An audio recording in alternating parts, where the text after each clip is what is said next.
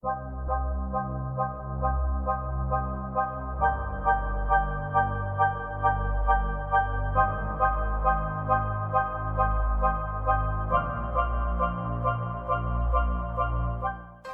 egokiak eta desegokiak bereizten hasteko adibide bat ikusiko dugu.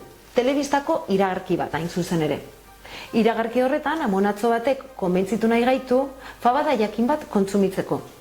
Eta horretarako oso argudio bitziak erabiltzen ditu. Entzun arretaz.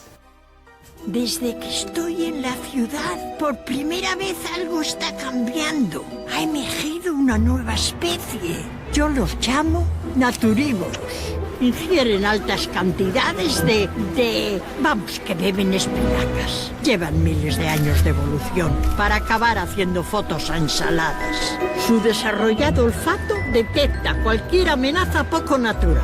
Y hasta se preocupan más por lo que comen que con quién se aparean. Abuela, esta fabada te ha quedado buenísima. Pues sale de esta lata. ¿De lata? Sí, con ingredientes 100% naturales. Litoral, nunca perdamos nuestras buenas costumbres. Zer iruditu zaizkizue amonaren argudioak? Egokiak ala desegokiak? Hor duzue, argudio desegokien adibide argia.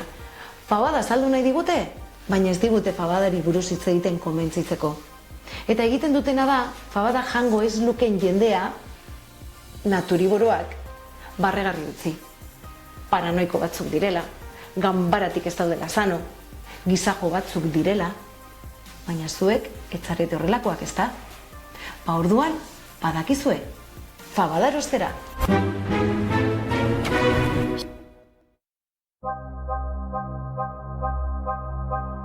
Horrelako argudio gezurtiei falazia esaten zaie. Publizitatea falazien iturria gorrezina da.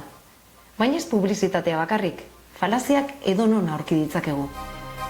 Komunikabidetan, politikarien mezuetan, eskailerako bileran, edonon.